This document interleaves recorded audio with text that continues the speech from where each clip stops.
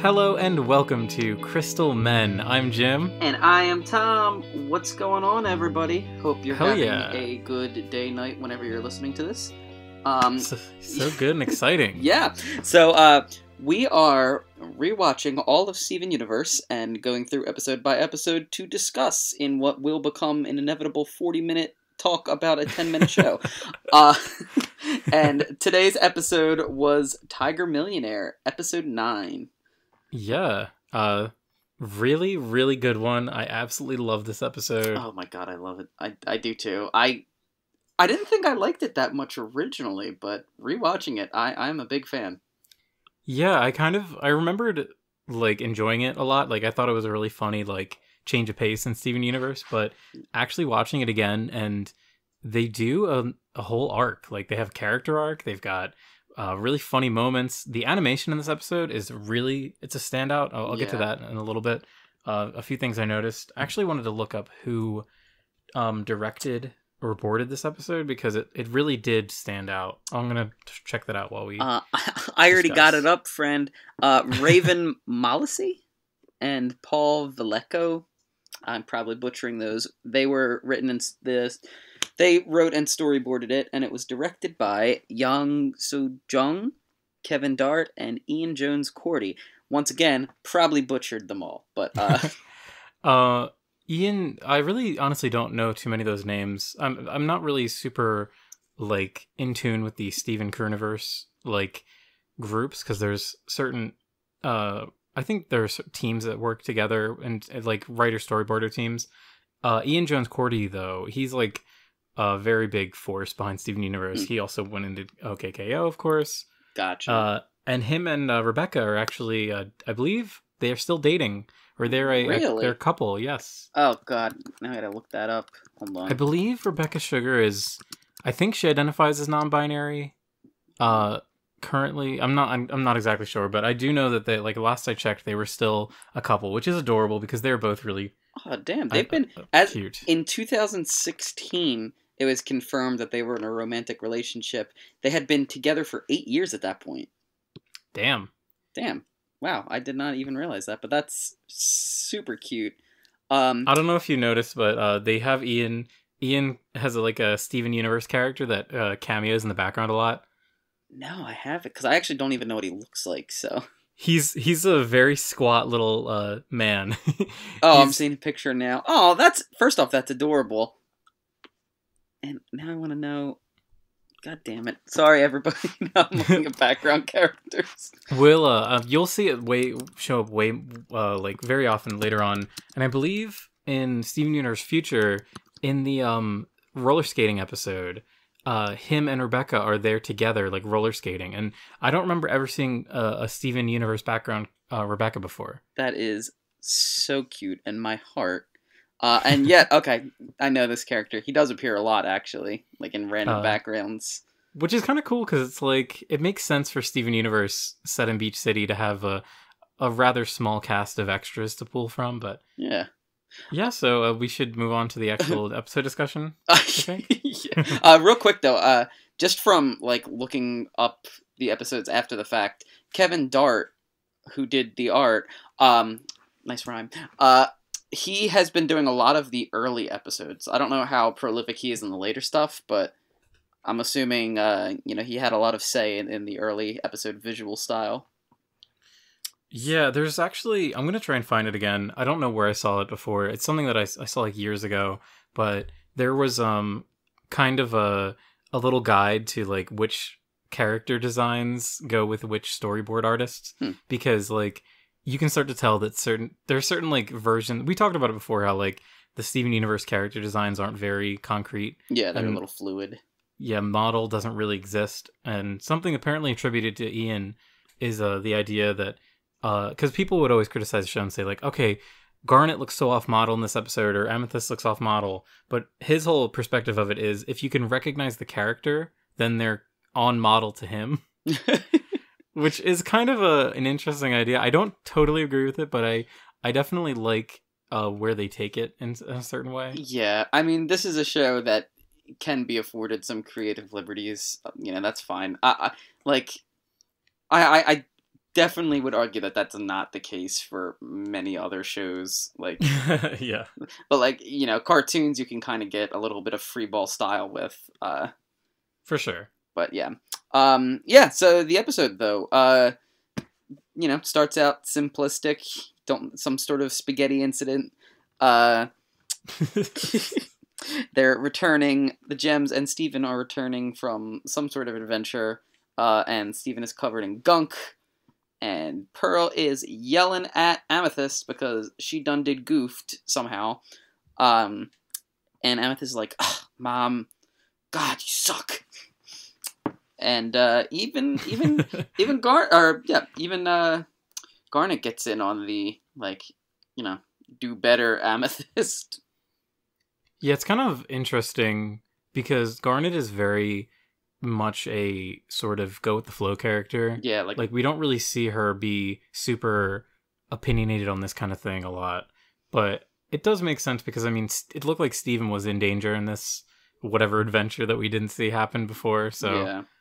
And of course the arc of the episode is kind of around Amethyst is irresponsible. How are we going to deal with this? Yeah, and you know the trio of Gems' relationship with each other. Yeah, but Steven freezes in place during the nighttime and sees, which I love that. It's very funny. I love his his neck pool as he's hardening. Yeah, I love fat characters in like cartoons like this in particular, where like a lot of the jokes are about or utilizing like the chunkiness of their expressions. Steven, it just does that a lot with his character, which is it's really funny and it makes me like looking at his chunky little body. Am I gonna speak? Chubby body. His little chubby body. Oh, chubby body, love it. No, I totally see that though. Again, like it's one of those things that I didn't like at first either, but just on review, I think it's adorable and hilarious. Like, I don't know. Rewatching this has changed my opinion on some things. I feel like older episodes of Steven, like early Steven, has aged very well. Yeah, definitely. There's only been like one episode that we've covered that I was like, this isn't my favorite. But this one, when I watched this one, I was like so happy the entire time. I thought some of the jokes were some of the funniest ones in it. Oh yeah. And I loved it because, like you said, it was a perfect self-contained story in one episode. Like you said, you get a bit of everything. You get some funny jokes, you get some heartfelt moments, you get a full character arc. It's just way to go. But yeah, one of the things we don't get, one of the things we don't get is any like real gem lore, which is totally fine. It's one of the times where I think it's like this is an episode that is totally acceptable to not focus on any gem lore. Yeah. And I would argue, like, see, I think if you got gem lore every episode, it would be too much early on. Like, I think the charm is that it just kind of happens and drops at first, like, and meanwhile, it's just these crazy circumstances happening in a rather mundane town. Mm-hmm. Or like I think if they like, you know, went into like a 10-minute diatribe all the time about like, oh, this is the plan. Like, as much as I personally want that because it drives me crazy, and I love just digging into the lore of different shows and universes. From a story perspective, probably not the best idea. Yeah, but so just kind of going back into the plot of the episode. Mm-hmm. So Steven kind of wakes up from his he's being trapped still in the goop. He sees Amethyst run off into the night, and he's like, any curious boy follows her and sees that she moonlights as a professional wrestler at the local Beach City wrestling, whatever you want to call this, wrestling league, I guess. Yeah. And I was gonna make a like, do people notice the supernatural here? But I think this is the one time where like it can be excused because it's a wrestling costume. Totally. We do see some pretty wacky characters. One of the things I like about this episode is that we see a lot of recurring characters. Yeah. And I think they might show up again because I know there's another Tiger Millionaire. Like we see Tiger Millionaire again. Yeah. So they might show up again, but it's just fun, and it makes the world feel fun when you just have like a character design that you only see for maybe like 20 seconds. Yeah, and it's an entirely unique thing too. And we get Lars, or not? I mean, well, yes, we get Lars. We get what's his face, Ronaldo. Oh, wow, we do, I yeah. butchered that. Ronaldo. Ronaldo. Like gum in my mouth. Ronaldo. Ronaldo. Oh. Yeah, we see him as the Loch Ness blogger, or not Loch Ness blogster, which is really funny. I really like how much thought they put into the stupid joke where he's got like a Loch Ness monster tube on his head, but he's also wearing a kilt because of the Scottish connection. He's only in it for like 2 seconds too. Yeah, and this is another thing that I love about Steven Universe and small town stories in general is you can, especially when it's like an episodic TV show, you can just grab a character that is a background character or like whatever and just inject them naturally into the story. So having Ronaldo, like Ronaldo is one of the people that it makes the most sense that he would go to a wrestling, like a wrestling league, and especially because it seems like it's very character based. Especially when we see, so yeah, Steven sees it and he's like in love with it. He thinks it's awesome. Because at first he doesn't quite understand it, but then when he sees like how fun it can be, he's like, okay, let me do it with you, Amethyst. And she's only really letting him do it because it's a way for her to win the tag team belt. Yeah, but they did have a nice relatable moment with each other where they were saying how the gems keep getting on their cases, which was nice little Steven Amethyst sibling moment, if you will.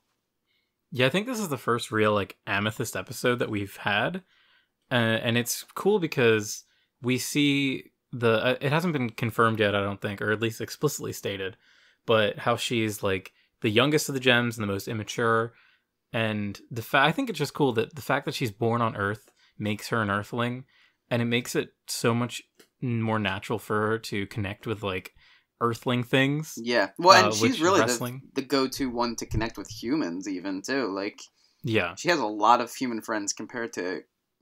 I mean, geez, does Garnet have any? I believe there's like some joke later on. I don't think so because their whole episode with Jamie. Yeah, it's like shows how Garnet doesn't know how to connect really. Yeah, but meanwhile, and Pearl. Basically the same too.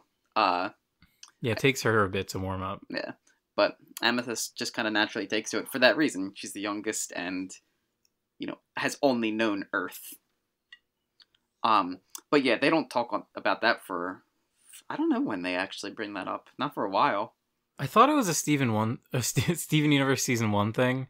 I might be wrong. I guess we'll get to it when we get to it. But yeah, sure. I mean, obviously we'll notice, But yeah, so Steven decides to enter the ring as Tiger Millionaire.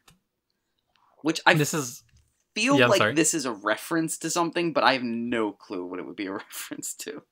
Yeah, I kind of wanted to ask you this before we started. So this episode is very couched in the sort of mythology and like trappings of wrestling. Yeah. In kind of like a basic way. But it does go into a few ideas that are kind of fun. Do you have any background with wrestling whatsoever? No. I know that. I know the meme in 1980. Yeah. What? God, I don't even know the meme. I know the meme when I see it. I can't recount it. I'm also pretty like the only experience I had with wrestling as a child was playing the video games at a friend's place, and recently one of my close friends. His sister is a wrestler, actually. She's a professional wrestler. Wait, really? Yeah, I think I told you about this before. Actually, my co-host Sam from Joe Kakaka, yeah, JoJo's Bizarre Adventure podcast. True, that I do. Check that out. Yes, it's very good. I personally love listening to it. If you don't, even though you're not caught up at all, I'll beat you all up. So listen to it. I am not caught up at all. I think you haven't even read any JoJo, actually. I'm gonna be honest with you. The entirety of my JoJo knowledge is from your podcast. Very good, very good. But so yeah, one of my friends has she wrestles. So we actually went to one of her shows once, and it was really interesting. I'd never been to a wrestling show before. Of course, it's very similar to the vibe given off in this episode, where it's just kind of like held in like a big like area. There's just a ring set up. It was a very small crowd, but it's real fun. It is a real fun environment, and the athleticism. Because I don't really care about like the whole story of wrestling. It doesn't. The only things I really know about wrestling are that there's basically like certain archetypes that people have. So like if you're a face, aka baby face, it's like you're the good guy. Everyone loves you. You're the John Cena type, or you're a heel, which is like, oh, you're the bad guy. That's where like the term heel term is referred to. Like, you're the bad guy. Everyone roots against you. But they do some interesting things with that in this episode. Like, basically, the reason why Amethyst likes doing this is because she gets she is a heel. Yeah. And she gets negative energy, and she likes it because where normally the way she behaves, she's chided and she's told it's irresponsible by Pearl and Garnet, but when she's in the ring, she can be a heel and everyone loves her. So I think that's kind loves to hate on her, and she like it is an interesting turnaround on everything. I mean, I don't get that in terms of like, you know, liking that negative energy, but you know, I can totally understand it, especially when you're someone like me who's experienced a lot of media. You start to kind of get bored with the good guys, and you kind of like how much personality the bad guys have. Like, there's I think of a lot of anime that I like, where I'm always like, oh yeah, this is I like how much, even though this character is evil, I like how much personality they have, and I like the way they behave, and they're so confident. And there's a lot of good traits hidden, or good traits that make up a bad person. So I feel like that's kind of part of it. But again, not really super in tune with wrestling. But yeah.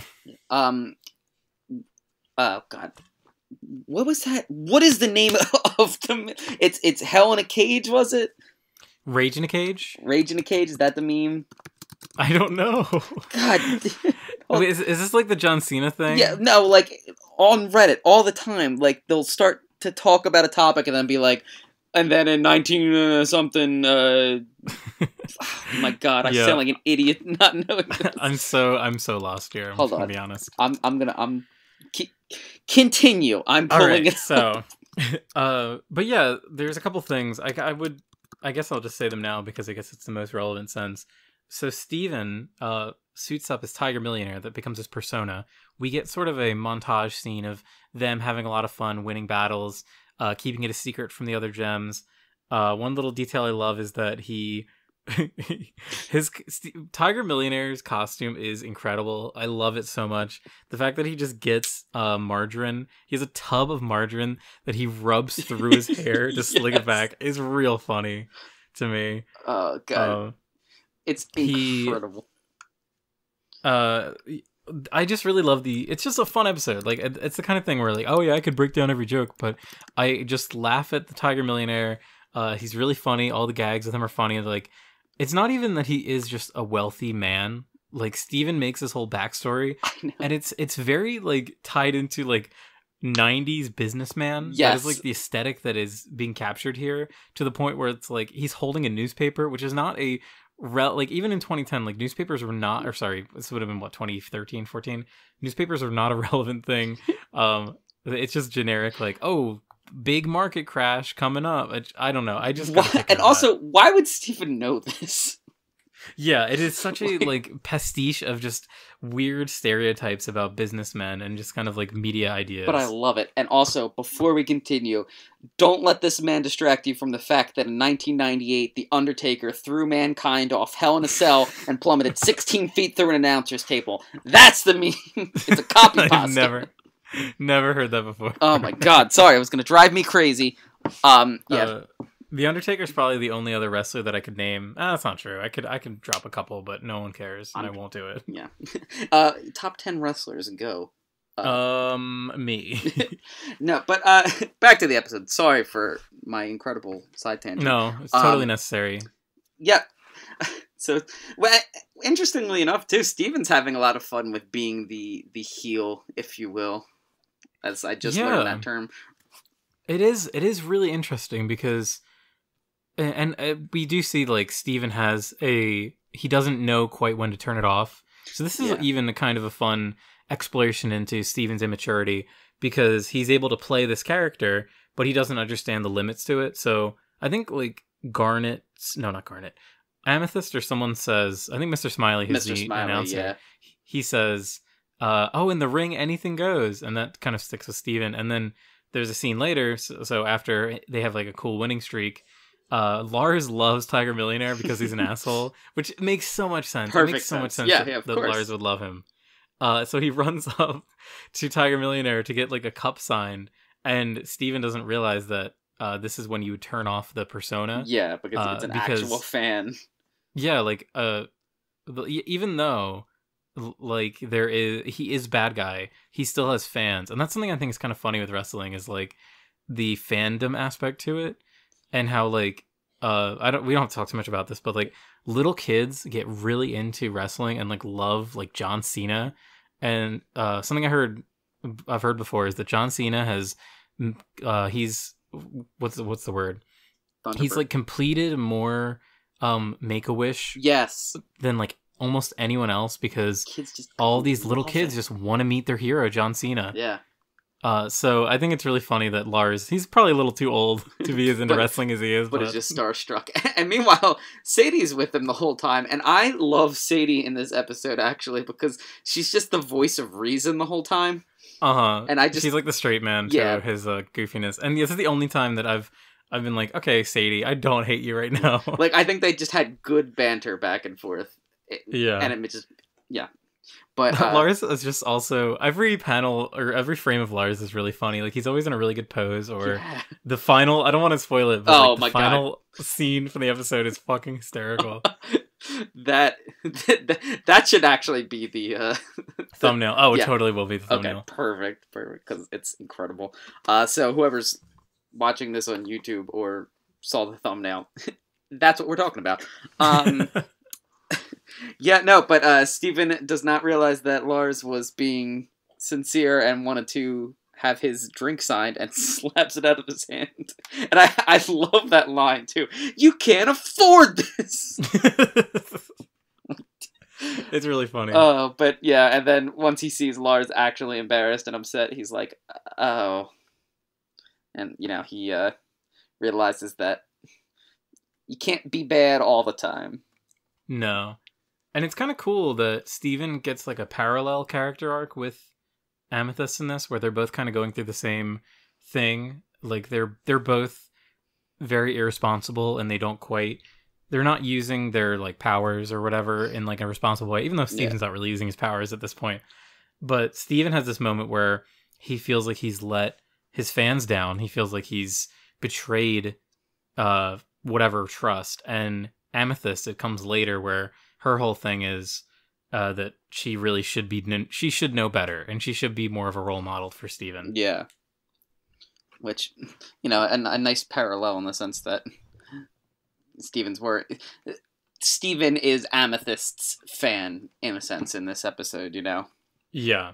But yeah, so they decide to do their final match. Well, not decide. They do their final match, their championship match. And right before it starts, Garnet and Pearl come onto the ring. Oh my god. Shocking event. Shocking event. And that was another, just little tiny joke that for some reason made me laugh when Amethyst gave Steven the look when they were showing the promotional ad. Yeah, he drew up a little shitty, flyer. Oh my god. And yeah, Garnet wants them to come home, and, she's actually a little pissed, and Amethyst says no and gets all angry and starts to start shit with her. And also, fun way to see the parallel of Garnet's to Amethyst's power in this part, because Garnet is just, toying with her effectively. There's something Steven does a lot is use very sparing action. And I already said it before, but I think I'll bring it up now. This episode has really, really good animation and more so like direction, I think. We only see like Garnet punch Amethyst once, and the other time she punches her, she like complete like it's a wide shot of the ring, and the whole ring gets like flipped up, and it's just a really cool way to show the power of Amethyst the power of Garnet. Yeah. I don't know. It's just really cool to me. I really like that scene because we have like all these fights, quote unquote, that have been happening in this arena, and then when we see like a gem, when she really goes all out, like it shakes the foundations of where they are. Exactly. Really cool. And like, just Garnet up to this point has just always been quiet and enigmatic too. So like you've never gotten to a part where like she's fighting something and seems like genuinely frustrated and like unable to cope. Yeah. So like seeing her just be like, all right, like let me actually hit you once, and have Amethyst go flying into the wall and like crashing through it is you get a taste into why she's a leader. And up until this point you have no idea that it's because she's a fusion. Spoilers. Yeah. We spoil everything. But so like, watching this for the first time, you're like, oh damn. But Steven pulls a classic Steven, and before things get serious, comes in and as the heart of the group starts to explain Amethyst's point of view to the crowd using using Purple Puma, and kind of like this is what Steven does throughout the series. Like he gets these characters to have these realizations and makes everybody play nice together. Yeah, he's really bridging the gap between the humans and the gems. And in this, like, Amethyst really represents humans and humanity, and something that the gems immediately, they can only see this as a bad thing. Yeah. Of her interacting, like, how could you use your powers on humans? And when really we see Amethyst is not really using her power, not, like she's... Yeah, she's not hurting them. It's about this role that she's found, and this comfortable role that she can fill, and have like a purpose that she feels, and that's something that Steven's able to communicate in his little speech. Yeah. But we mentioned this in the last one, I think, too, with the what was that? The I can't remember exactly, but it was the conclusion of the maze one, I think, where instead of getting really angry at Steven, Garnet is not mad, and she takes a very like light approach, even though she has the justification to be angry. Yeah. I mean, she's technically in the right, And this one we see it too, where and it's Garnet that also does it again. She's the one that like initiates this. She takes the mic from Steven and she's like, "No, we are from the Evil Wrestling Federation," or whatever. Like, yeah, and just instantly able to turn it into situation. Yeah, diffuse the situation and build up hype for the crowd too. Yeah, and it's just such a fun, satisfying way to end the episode. Yeah. It doesn't feel like things were just reset. It feels like these characters have grown slightly. Well, they've come to terms more with this thing. Yeah, like even when they're, play wrestling at this point, I thought that was the perfect way to diffuse it with Amethyst just being like, I'm sorry, and then Garnet just like, yeah, me too. Yeah, and it shows like that really it is this gap of misunderstanding. Like there is such a wall between Amethyst and the other gems, and she can't explain it. There's one line she makes actually that they don't dwell on that I thought was really cool. Is when she's talking to Steven. Steven is like shirtless and he's only wearing his underwear in his bedroom, which is really fucking funny and relatable. Yeah. Oh my god, and you see like the back. They did like that was another good chubby moment. But yeah, so he's chilling there and he's feeling bad about how he treated Lars, and then Amethyst says something like, "Oh, you can't let other people get you down." And then he says, "Oh, is that how you are?" And she said, "I only feel the way I want to feel." So it shows how she is very insecure. Yeah. And she's very like bottling up emotions. Yeah. Just really good. Really complex characters in my children's cartoon. Exactly. And like here's the thing too. Like they just like they ease you into it. It's not like that was just kind of a one-off line, but it showcases a theme that we will see consistently grow throughout the series of Amethyst having this insecurity and not feeling like part of the team and feeling out of place and, you know, caring about what others think of her.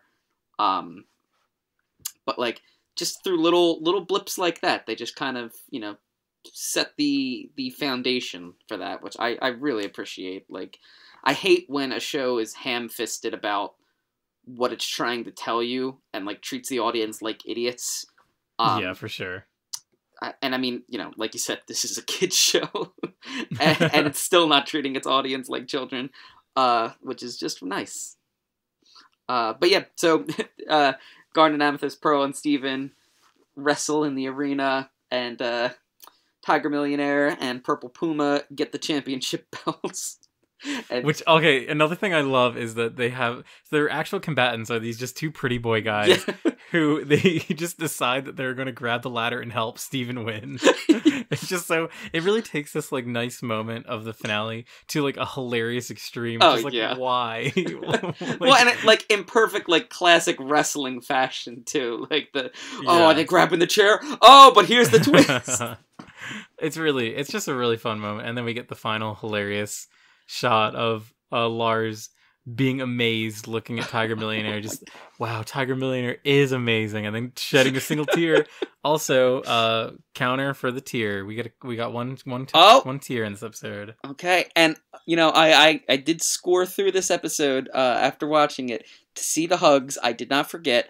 There was no real hugs. There was no reciprocal hug. Amethyst did hug Steven to hide the Tiger Millionaire mask, but I'm not counting that because Steven did not reciprocate, and damn it, both parties have to be into it. I believe she also gives Garnet a bear hug from behind, but no. Yeah, that's, I consider that just a combat. Yeah, non-consensual hug. Yeah. It's an NCH, non-consensual hug. Oh, but yeah, no, just a great episode. I genuinely absolutely loved it. I didn't have a complaint. Good. Oh, and like little teases to Sadie having some crushes on Lars too. Like she keeps smiling every time he's happy, clearly only going there for him. Yeah. You know, that's true. I didn't think about that. We're gonna have about like 2 hours that we just talk about Sadie and Lars together because it is necessary. Probably the biggest part of the show. Yeah. Totally. 100%. Totally. Yeah. There is one thing I did want to mention now, because I kind of alluded to it earlier, but something that really stood out to me is there's a ton of animation smears in this episode. Are you aware of like that as a principle of animation? No. So in animation, there's like the idea of like squash and stretch, and it's basically when like the characters get like really weird looking or like their bodies will stretch out, but you only see it for like one frame, so the character doesn't look like a weird giant flat like sometimes characters will literally be stretched out to look like 16 of them wide. It's really hard to explain without looking at pictures, but something they do to convey motion is that like when a character moves their arm, there'll be like a little bit of like animation smear of like a weird shape that's going towards the direction of where they're moving. It's hard to, as I said, like it's kind of hard to explain. I feel like I know what you're talking about, but yeah, we see that a lot in this episode. Like even in pretty mundane characters just like moving their finger or moving their arm up and down is conveyed with like an added smear or a few frames of a smear. And I thought that was really interesting because I did not notice it nearly as much in the episodes we saw before this. See, that's interesting. That's something I would have never even noticed. But I mean, you know, you're coming from a more artistic background than I am. But let me just say, don't let that distract you from the fact that in 1998, The Undertaker threw Mankind off Hell in a Cell and plummeted 16 feet through an announcer's table. Yes. I'm going to say it like 4 more times.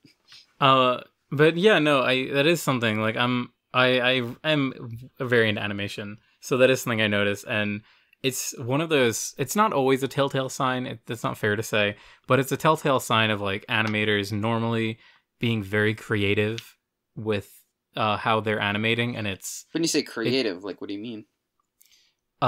Like if you look at a show like Family Guy or American Dad. I mean, I really can't attest on American Dad, but those shows are very boring with the way the characters move. So if you look at if you really break it down, almost every time characters in those shows are talking, their arms are either down to their sides, one arm is like raised up, like they're kind of like gesturing forward, or they'll do like both arms up.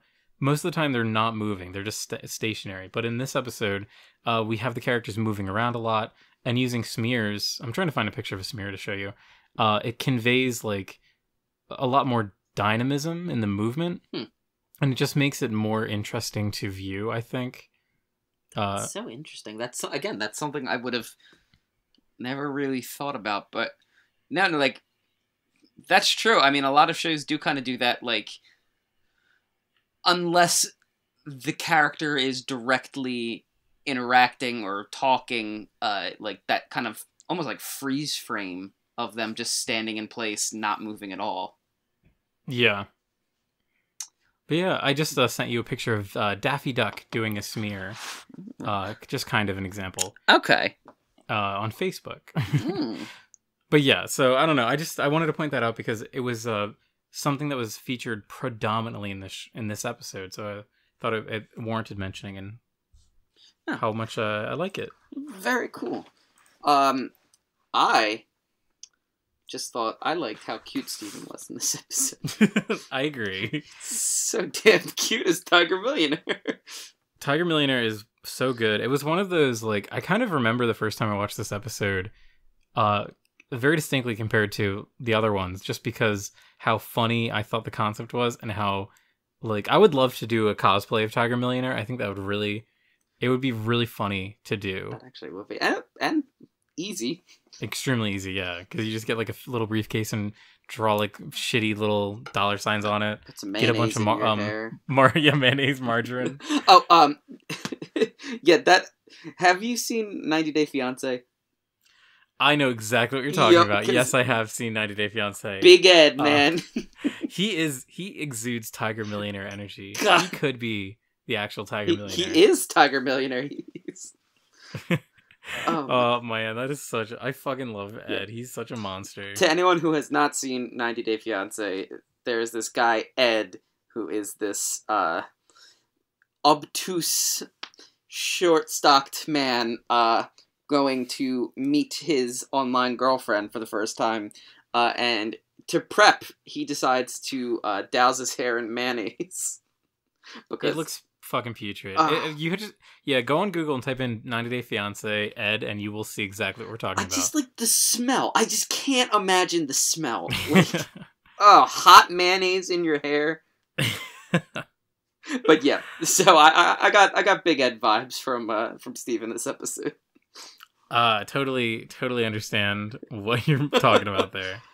Well, any other thoughts for the episode?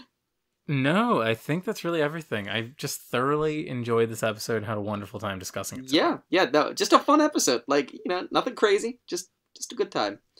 I give it a tiger out of Millionaire. I give it 1,000,000 out of 1,000,000. Oh my god, you just gotta one-up me every time. And I'm excited for next episode in particular, too, because it is Steven's Lion. And yeah, that's very excited. I feel like the Lion episodes really have a lot of memorable sort of like musical and visual sections. Like when I don't even know if he jumps into Lion in the first episode with him, but I love that like little like weird planes like that like dreamscape within Lion that has like the islands. I think that's just so cool. Those scenes are fucking awesome. I have a piece of art in my room of that actually, just because I love that. I love like just it's like that, that rose quartz kind of like motif of just like I don't even know how to describe it. Once we hear it and talk about it in detail, like I'll go more into it. But I love musical motifs. I love just the emotion and just like it's like a sense of like smell or taste bringing back memories. It's like it has a super nostalgic feel. Yeah. I mean, that's why I love music in, like, Legend of Zelda, like the classics that just bring you back to when you're playing it, and it's just, like, so, yeah, especially with piano stuff. I mean, I know we talked about Pearl's room with the swords and that, musical riff going on. I love good, like, secular piano. It's very, very tasteful, very nice. Yeah, fucking great. Yeah. To I guess close this out, we can do our plugs now. Unless you have anything else to say. No, I think we covered everything. So plug away, friend. Aight. So this has been the Crystal Men. Thank you so much for listening. Yes, please either follow us on the Spotify or whatever you listen to us on. Give us a big old like on the YouTube. Yes. Comment. Let people know. Our YouTube channels started to get some comments, and it's really exciting. Yes. I love reading them. Made us very happy, so thank you to everybody. Yeah, so you can also follow us on Twitter. We're the Crystal Men Podcast, I think. I really should fucking memorize this. It's alright. That's why I'm like relying on you, so.